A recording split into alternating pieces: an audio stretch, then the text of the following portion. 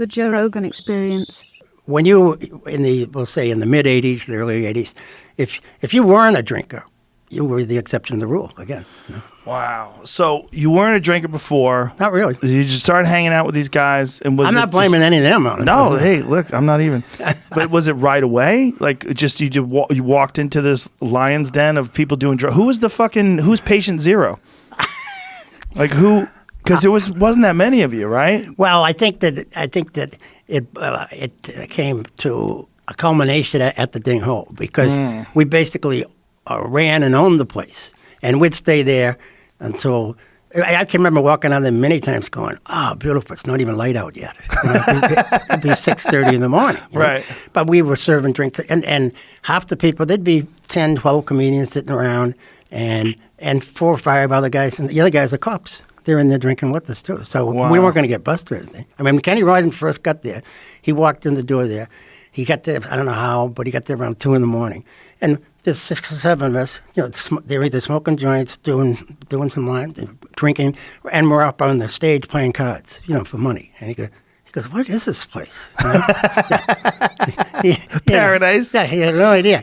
He goes, someone said, "Well, what do you want for a drink?" He goes, "Well, who are the tequila drinkers?" And everybody goes, "Nobody you are." So then he's getting into other stuff. So, and he made up for lost time too. So, that was what we'd always heard about the Ding Ho, like it was like some legendary place. You know, when we were starting out, it closed in like '84 or something. Right?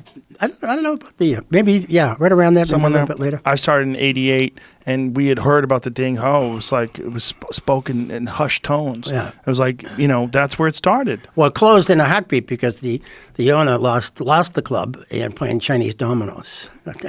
No, he lost $240,000 in one night. And it was my night. Then I had my show there on Fridays. I come in, and I never saw chains or padlocks bigger than that on the front and back door. Never to be reopened as a comedy club.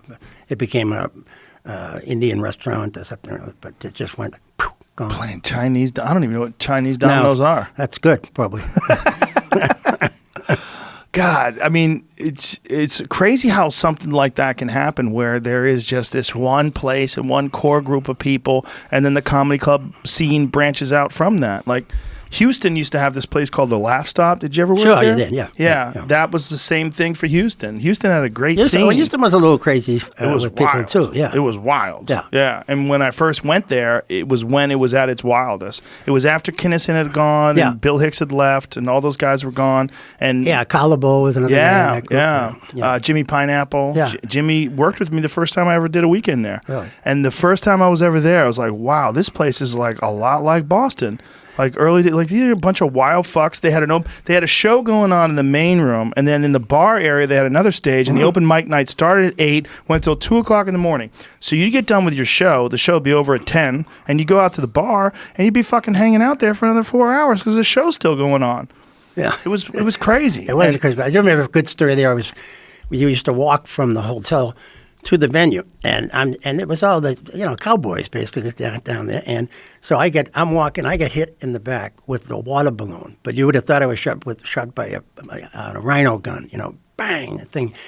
I was soaking wet. When I get there, I had to put on one of their T-shirts, and I'm going, I can't believe how this guy hit me that good. So when I get to the club, I see the car. It was recognizable. I go, they're coming to see me. So I went inside, got a hammer, and went out during the show when the opening hours went and broke every window in their car, including the directionals, the side thing, and stuff like that. And I commented on stage about, I got hit by this water balloon. I said, whoever did it, nobody took claim. I said, what a great aim you had. But I didn't mention about their car. That's hilarious. Yeah. Did you go out and watch? Check to their window? Yeah, What'd they do? They were not. I mean, I broke those little tiny, directionals on the side of the car. I mean, in every window, because anybody can flatten its tire. Yes. If you break every single window, that's an accomplishment. That is an accomplishment, and that's a lot of work to get that fixed. Yeah, it was, especially with no lookouts. You change a tire pretty quick. Yeah, you had no lookouts, right?